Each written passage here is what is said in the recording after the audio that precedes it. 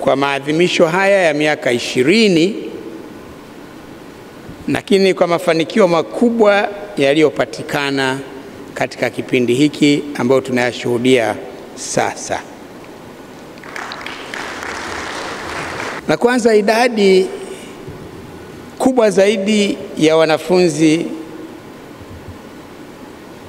wananufaika sasa kwa kudhaminiwa. Fedha zinapatikana zinazotengwa ni nyingi kwa ajili hiyo, na hata kile cha kushika mkononi wanachopewa wanafunzi nacho kimeongezeka. Ndio yale maneno asante kwa kuongeza boom.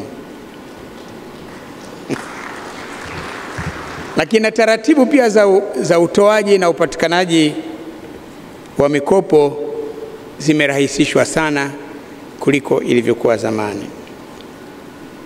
Kama ilivyoelezwa, sheria ya kuanzisha bodi hii ilitungwa mwaka 2004 wakati wa Rais Mkapa.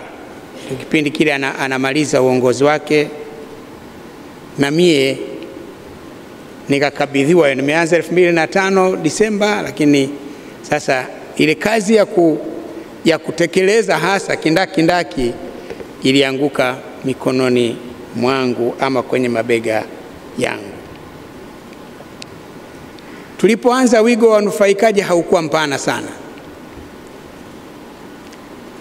Nadhani tuanze na wanafunzi kama 16,000 hivi, hawakufika 20,000. Na vyuo vilikuwa vingi vina wanafunzi wengi zaidi ya hao.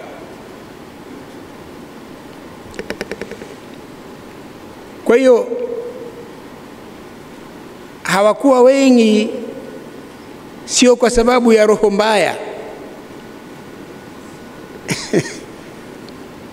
ingawaje wanafunzi walikuwa nadhani sisi tulikuwa tuna roho mbaya tu,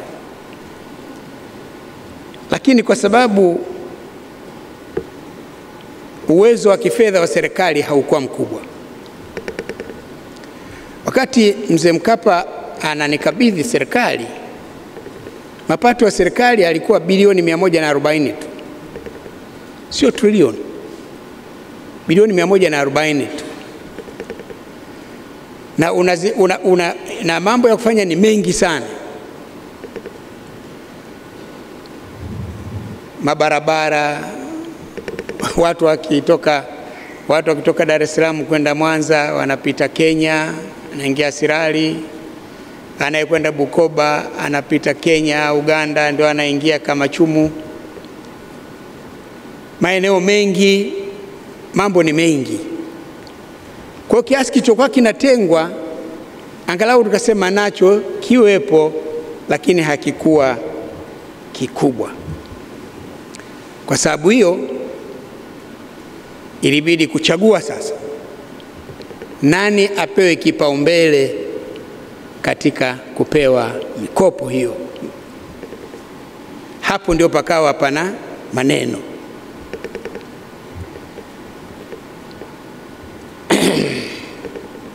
Ikabidi kuweka vigezo. Profesa Dihenga ameeleza, tuweka vigezo nani tuwape kipaumbele. Tukasema wanafunzi, sasa kipaumbele mnakipanga vipi? Tukasema mahitaji yetu makubwa kama taifa kwa wakati huu yako wapi? Hatuna madaktari wa kutosha.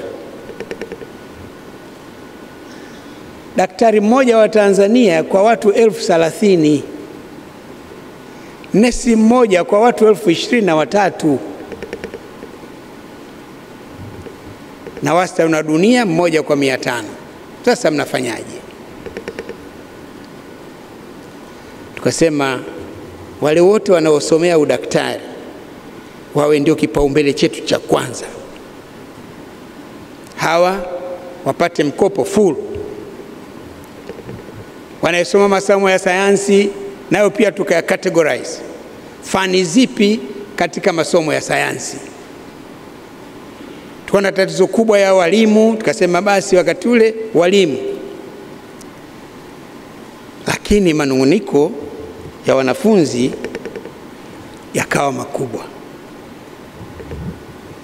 Pesa hizi za serikali za walipa kodi na wazazi wote wanalipa kodi, kila mmoja anastahili kupata.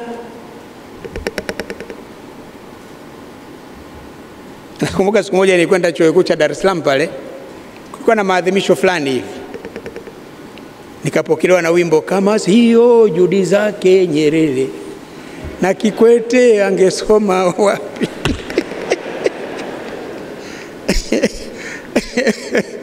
Na mimi nikaimba.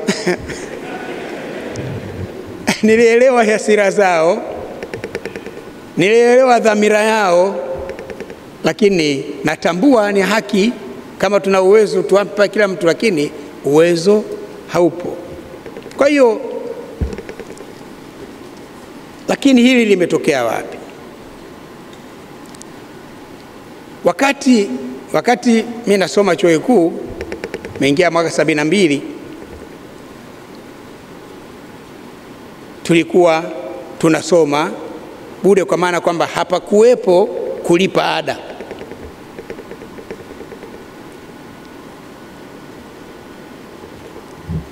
Na tulikuwa tunapata boom, pesa ya kushika mkononi ile. Na wala sio kwamba ile pesa kulipa mkononi unakwenda cafeteria kwenda kulipa. Ile yako wewe.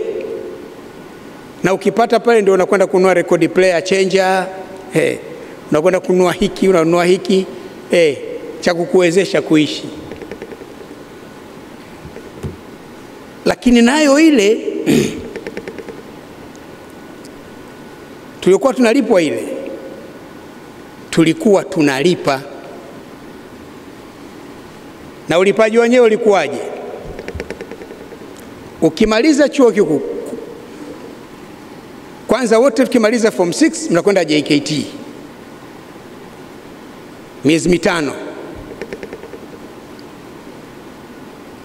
Ukimaliza JKT miezi 5 ndio unakwenda zako chuo kikuu cha Dar es Salaam. Wakati chuo kikuu kimoja tu. Chuo kikuu cha Dar es Salaam main campus, campus nyingine Muhimbili, campus nyingine Morogoro. Ukimaliza chuo kikuu, unapoajiriwa una miezi 18 ya kuvaa uniform ya JKT. Unakwenda kazini umevaa uniform ya JKT kwa miezi 18. Ukimaliza miezi yako 18 unakwenda tena JKT kwa mwezi mmoja wa mwisho kwa mazoezi ya passing out. Kwa ujumla kipindi cha JKT ni miezi 18 jumlisha na 6, miezi 24, miaka miwili. Na katika ile miezi 18 ambao ulikuwa JKT unafanya kazi, unalipwa 40% ya mshahara. 60% inachukuliwa na serikali. Ndio wanasema bwana, kweli ilikuwa bure, lakini hivi hiyo ndio bure hiyo.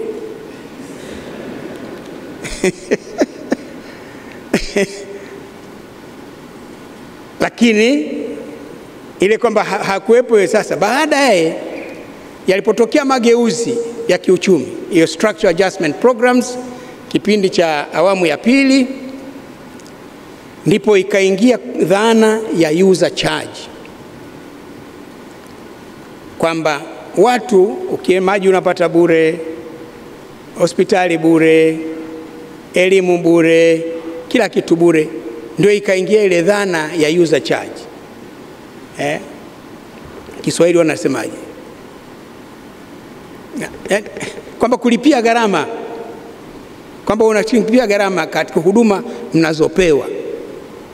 Ndipo pale sasa yakaingia kwamba na ada ziwepo. Ada ziwepo. Hakuna maji bure, maji unalipia. Hospitali unalipia gharama. Sasa kwa upande ule wa elimu, ya juu. Ndipo ikajengwa dhana hiyo wakati wa Rais Mkapa kwamba tukienda nalo hili hivi lilivyo, wako vijana kutoka familia zenye uwezo mdogo hawatapata elimu.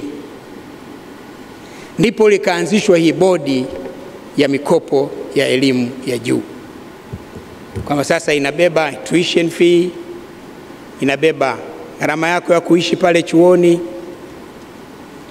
Lakini kwa vile uwezo haukuwa mdogo, kwa sema nayo tuseme nani atapata na nani asipate, lakini ikawa ina matatizo kweli kweli.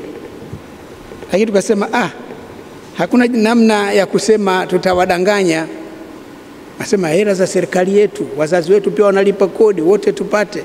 Sema dhana sahihi kabisa, nadharia safi, lakini mpango si matumizi. Ukishakuwa na pesa, uwezo ndio unaweza kuwafikia wote. Kwa hiyo niseme tu kwamba ndio mazingira niliyokuwa nayo, lakini tulianza hivyo kidogo kidogo, tulianza nao, tumeendelea kuongeza mpaka nadhani mpaka naondoka tulitoka kwenye 16 20 mpaka tulikuwa tunakaribia 100,000. Lakini sasa hivi uwezo umekuwa mkubwa zaidi. Katika awamu ya 6 wanaopata mikopo ni wengi zaidi, nadhani wanayohusika wenyewe watakuja kusema. Na kwa mimi langu kwa kweli ni kutoa pongezi. Ukiangalia kule tulikotoka, pale tulipoanza 2004 na mimi nilipoanza limekuja kunikuta mie, lakini lingine la pili ambao tulifanya uamuzi katika wakati wangu ambao pia likaongeza ule mzigo, kwa sababu mfuko ulikuwa mdogo. Wazo lilikuwa zaidi wanafunzi kwenye vyuo vikuu vya serikali. Mimi ndio nikajiongezea ukubejebesha ule mzigo, nikasema bwana, wanafunzi kwenye vyuo vikuu vyote bora wanafundisha watoto wa Kitanzania. Na hii uamuzi ule ndio umeongeza hivi vyuo vikuu binafsi, kwa sababu sasa walikuwa wana hakika kwamba wanafunzi wakiwepo watakuwa na uwezo wa kulipa. Kwa hiyo kila kitu kina faida yake. Tumefika hapo tulipofikia. Mimi ninachosema leo bwana, niliyoyaona, niliyoyasikia, najisikia vizuri sana.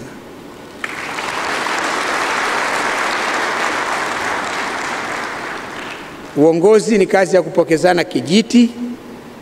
Mwenzako anakimbia mpaka hapa, wewe unapokea, unakimbia mpaka pale, unapokea, wenzako wanapokea. Mzee Mkapa kanikabidhi kijiti cha bodi, nimefanya nilichokiweza. Tukaachia awamu ya 5, imefanya ilichokiweza. Awamu ya 5 imeachia awamu ya 6, na sasa mambo mazuri zaidi. Kazi iendelee. Asanteni sana.